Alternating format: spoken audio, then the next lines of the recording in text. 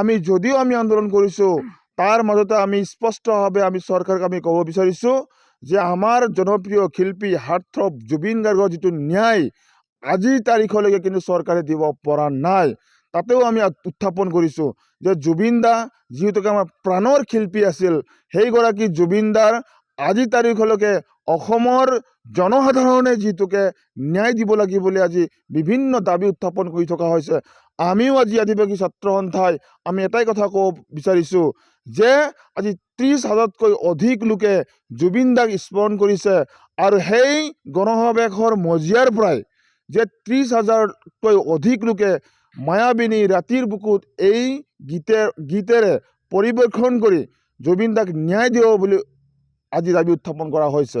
আৰু আমাৰ যে আদিবাসী ছাত্ৰ সন্থাৰ যিটো দাবী আছিল যে জনজাতিকৰণৰ মৰ্যাদা, চাহ শ্ৰমিকৰ হাজিৰা বঢ়াব লাগে, ম্যাদী পট্টা আমাক দিব লাগে, এই দাবী উত্থাপন কৰিছোঁ।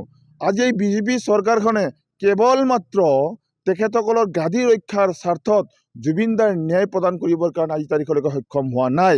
আজি আমি আদিবাসী ছাত্ৰ সন্থাই ক'ব বিচাৰিছোঁ যে জুবিন দাৰ ন্যায় অতি শীঘ্ৰেই তেখেতসকলে দিব লাগে, কাৰণ আজি কেৱল আৰু কেৱল মাত্ৰ ৰাজনীতি কৰা আমি দেখিবলৈ পাইছোঁ।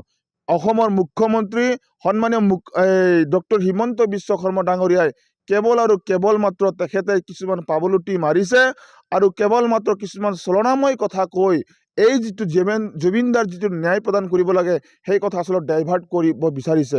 গতিকে আমিও আদিবাসী ছাত্ৰ সন্থা হিচাপে ক'ব বিচাৰিছোঁ, আমাৰ আন্দোলনৰ কাৰ্যসূচীৰ মজিয়াৰ পৰা আমি ক'ব বিচাৰিছোঁ যে জুবিন দাৰ ন্যায় কিন্তু আমাক লাগিবই।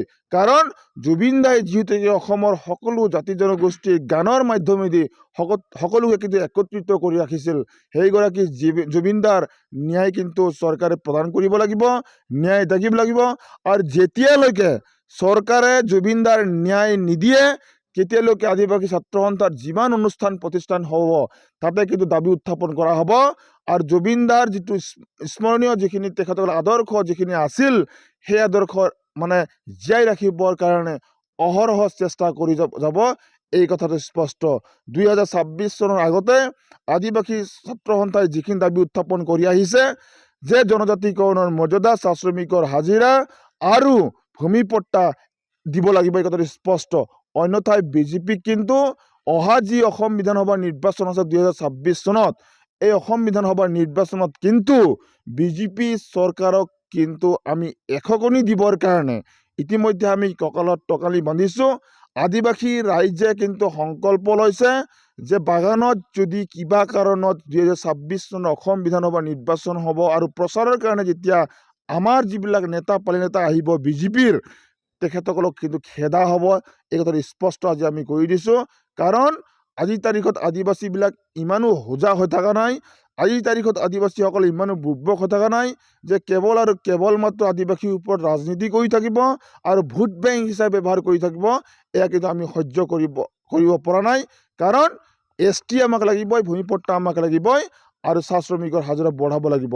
আৰু যেতিয়ালৈকে আমাৰ দাবীবিলাক পূৰণ নহয় তেতিয়ালৈকে আদিবাসী ছাত্ৰ সন্থাই অনাগত দিনত গণতান্ত্ৰিকভাৱে অহৰহ আন্দোলন কাৰ্যসূচী অব্যাহত ৰাখিব, এই কথাটো স্পষ্ট আজি আমি কৰি দিলোঁ।